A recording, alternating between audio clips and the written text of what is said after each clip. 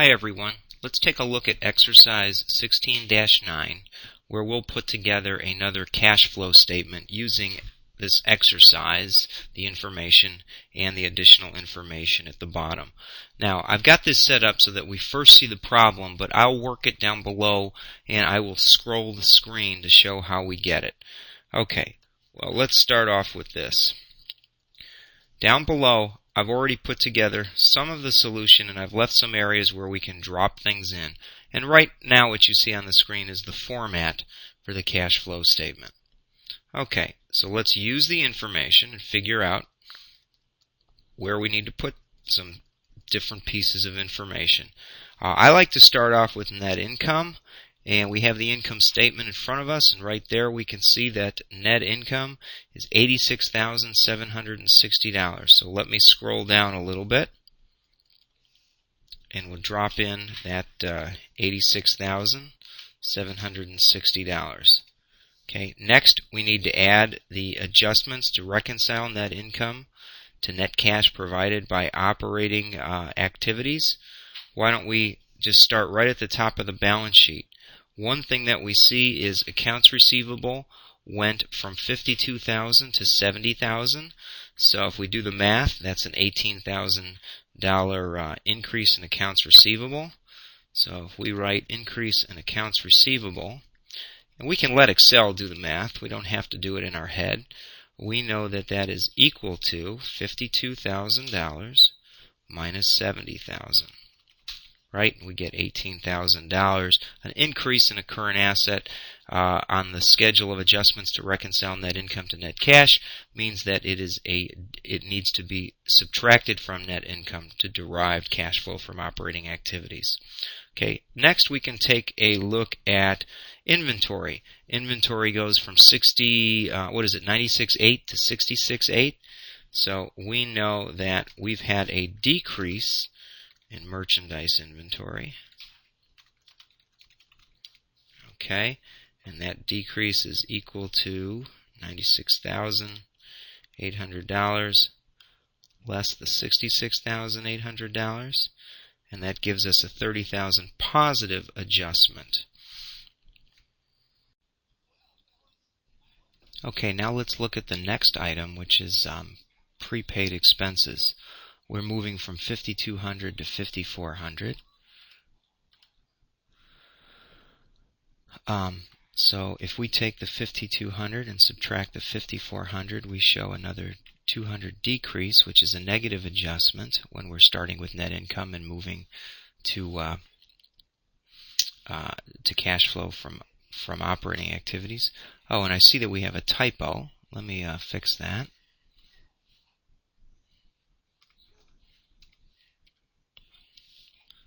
Looks like we've got an extra space here too.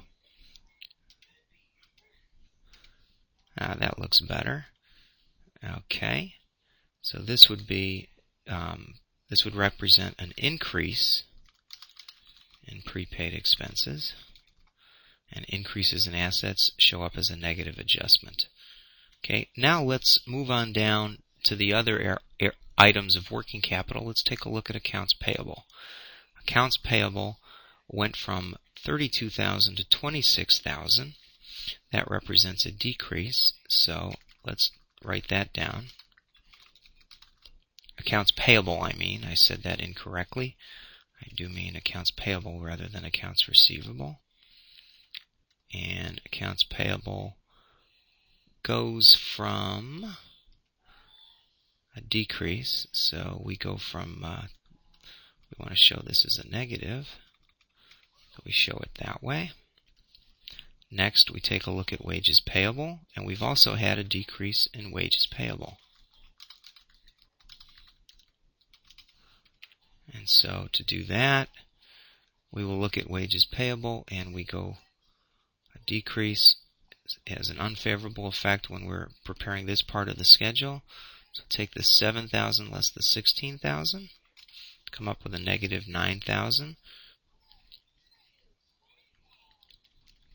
And then we can look at income taxes. Now income taxes go from $3,600 to $2,400, and again we've got a decrease. So We need to show that as a negative because that has a negative effect in terms of running from net income to adjust to cash flow provided by operating activities. So we have the let's see, income taxes is $2,400 less the $3,600. Is that the right amount? I believe it is. So here we write down we have a decrease in income taxes payables. Okay, now there's also another adjustment we need to consider, and that's when we look at fixed assets. So now we need to look at to see how much was depreciation expense, because that's a non-cash adjustment we need to add back. And the problem gives it to us to the left of where I'm moving the mouse right here, the $58,600. So that's going to be a positive adjustment because it's an expense already deducted from net income, but there really was no cash associated or any cash flows that went out associated with depreciation expense. So let's put that one in. Do we have anything else that's unusual? Oh, sure. In the P&L, we have a $2,000 gain on the sale of equipment. Anytime you see gains, sales, or losses, that represents an entry recorded on the books, but it does not necessarily mean cash changed hands. So we tend to treat the gain and losses and add them back or subtract them out of net income accordingly.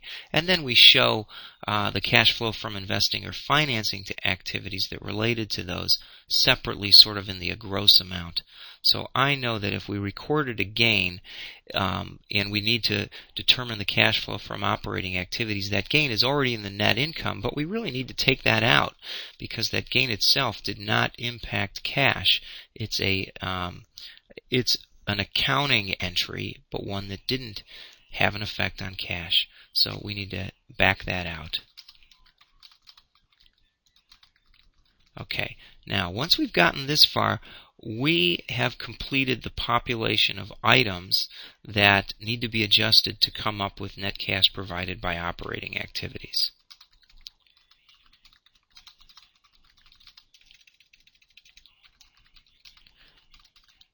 Now you may ask, how do you know when you've done that? Well, you need to account for all the working capital items, that's the current assets, less the current liabilities, excluding the cash account because we're proving the cash account, so it doesn't get included in this area right here. And then you also, when you're done, you need to consider, have you taken care of all the changes in all the accounts and explain them. So that's sort of how you know when you've done enough to complete it. All right, so if we add all of these, we'll come up with 138,960. Let me underline this. And now we've computed net cash from operating activities. Let me slide down so you can see more of that. Okay, now let's look at the additional information so we can complete the next two sections of the statement of changes, or the statement of cash flow, which is the cash flow from investing activities and the cash flow from financing activities. All right, on your screen you see note A. It says a 30,000 note payable is retired at its carrying book value in exchange for cash. Okay, well, if we have a $30,000 outflow of cash, then we know we need to show that in the cash flow from financing activities, since it relates to notes payable, which is an item considered part of how we finance the business. Alright, so I'm going to drop in here and type in cash paid to retire notes. And we know that they give that to us at $30,000, so we can simply drop that in. And we've taken care of that. Okay, what does item B say? The only changes affecting retained earnings are net income and cash dividends paid.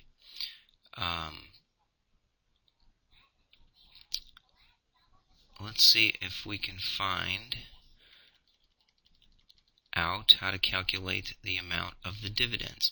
Alright, if we look up here, we see that retained earnings started at $7,400 and became $24,600. Alright, let me slide down a little bit. See if we can do a little quick computation. Okay, so let's take a look at it, see if we can explain retained earnings changes. Okay.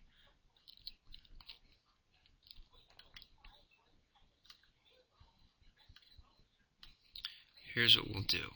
We know that beginning retained earnings was equal to how much?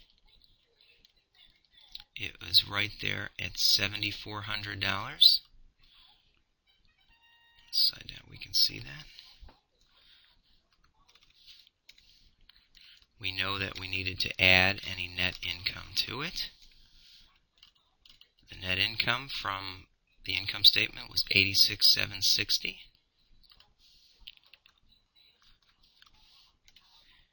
Okay, now we know typically then we need to subtract out less dividends. And given the note that they said there's only net income and dividends, then that would equal ending retained earnings, right? Well, in this case, we have two of the three, so we can change this around and we can say less the ending retained earnings will equal the dividends that were declared and paid. Alright, let me format this so that it's like the other cells. Okay, so the ending retained earnings from above was $24,600 to the left of my mouse. So if we do this little calculation, take that, plus that item, minus the ending, and we come up with $69,560 is the amount of cash that was paid for dividends. Okay? So once we know that, we can drop that into our statement of cash flow. So under cash flow from financing activities, we're going to drop in cash paid for dividends.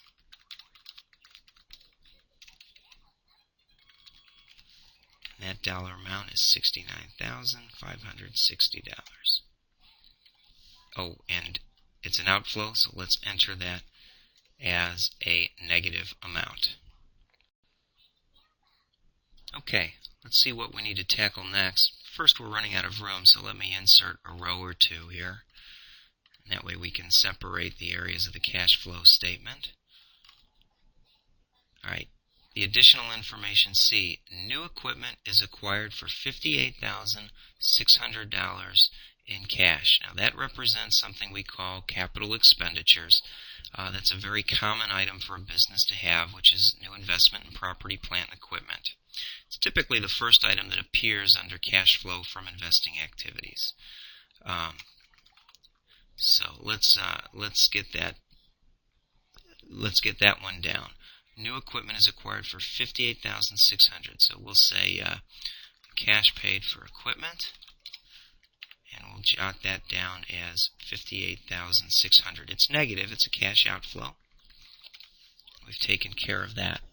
Now, the additional information, item D, we received cash for the sale of equipment that had $48,600 cost